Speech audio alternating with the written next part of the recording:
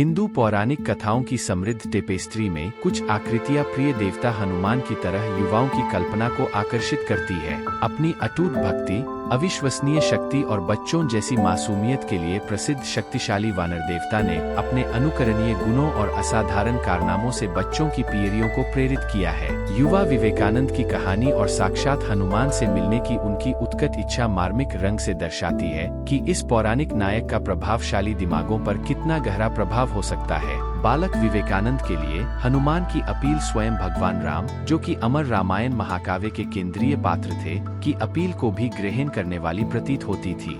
जबकि राम ने कुलीनता और धार्मिकता के गुणों को अपनाया, यह सिमियन साइडकिक हनुमान थे जिन्होंने वास्तव में विवेकानंद के युवा उत्साह को जगाया। बंदरों के उग्र, शरारती स्वभाव में हर बच्चा एक आत्मीय भावना की प्रतिध्वनि पा सकता था।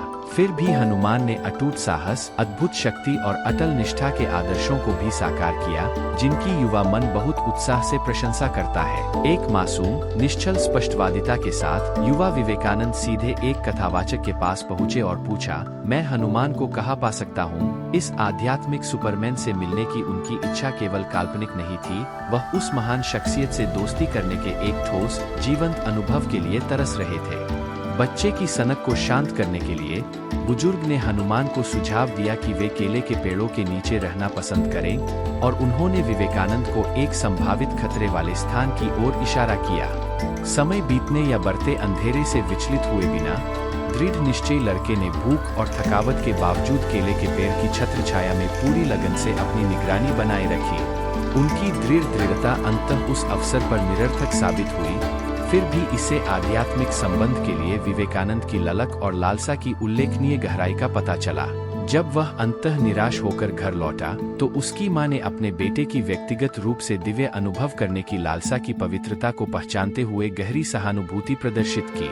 यह मर्मस्पर्शी विवरण इस बात पर प्रकाश डालता है कि क्यों हनुमान का आदर्श पीढ़ियों के बीच इतनी प्रभावशाली ढंग से गूंजता है। इस शक्तिशाली वानर में पूरे पहाड़ को उठाने जैसे अपने प्रसिद्ध करतबों के साथ बच्चे अपनी असीमित कल्पनाशील क्षमताओं और रोमांच की लालसा का अवतार देखते हैं। इसके साथ ही हनुमान का मासूम, आनंद प्रेमी व्यक्तित्व उनके बच्चों जैसे आश्चर्य की भावना का पोषण करता है। फिर भी उनके प्रतीत होने वाले सरल सिमियन गुणों के पीछे आध्यात्मिक गहराई का गहरा भंडार छिपा है। राम के प्रिय भक्त और निस्वार्थ सेवक के रूप में उनका पूर्ण समर्पण भक्ति और कर्म योग कार्य का आध्यात्मिक मार्ग के हिंदू आदर्शों का एक रोशन उदाहरण प्रदान करता है। आध्यात्मिक रूप से इच्छुक बालक विवेकानंद के लिए हनुमान ने एक आकर्षक संश्लेषण का प्रतिनिधित्व किया।